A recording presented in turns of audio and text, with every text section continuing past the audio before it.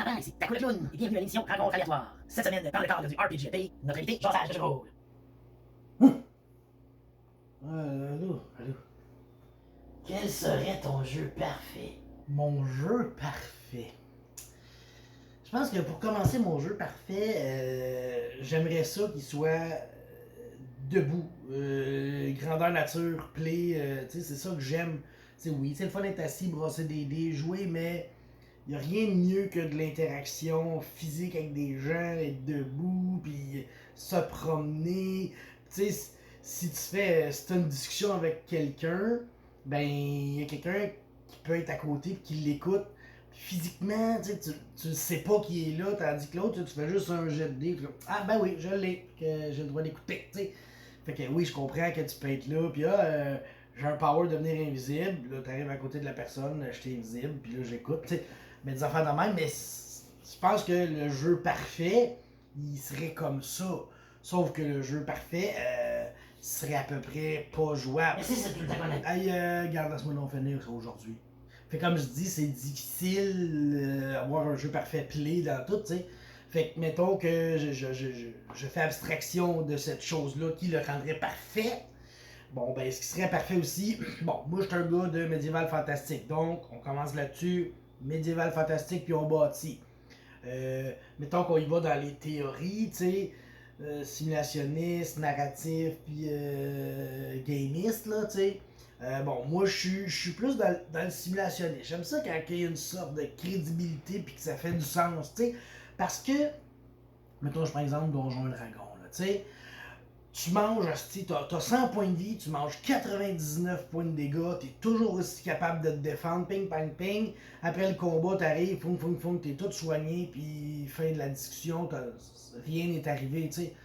Ben, tandis qu'un jeu que t'as 8 points de vie, en fait, non, tu peux en avoir 100 dans mon jeu, parfait, ça me dérange pas. C'est juste qu'à chaque fois que tu manges bien les dégâts, il arrive de quoi, tu sais. T'es rendu à 1 point de vie, là, on s'est entendu que t'es ta terre cassée de tout partout, il te manque un œil, il te manque un nez, il te manque un... Tu sais, t'es décalistré, là, tu sais. Ben, quand on te soigne après ça, il y a des cicatrices, il y a des choses, tu sais.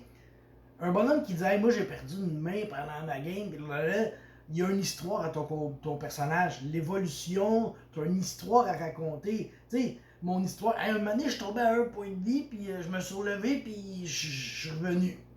OK? Puis moi, mon histoire, un moment donné, je me battais, que j'étais tout cassé de partout, puis il me restait presque plus d'énergie, puis j'ai juste réussi à lancer un d'or, puis j'ai réussi à y crever le dernier œil qui manquait au tyranneuil, puis tu sais, faut que ton histoire se raconte plus en termes d'action que de chiffres. Ce que beaucoup de jeux ne font pas. T'sais. Même si tu as un jeu à 8 points de vie, 7 points de vie, t'sais, World of Darkness, t'en as pas gros. Oui, t'es magané, mais tu te resoignes, puis il n'est rien arrivé. C'est pour ça que j'aime ça. Je pense que j'aime qu'il y ait un système de blessure. Ouais, ça prendrait un système de blessure. T'sais. Tout ça pour dire que ça prend un système de blessure dans mon jeu. Il faut que ça soit magique, oui, ça prend de la magie parce que sinon c'est plate.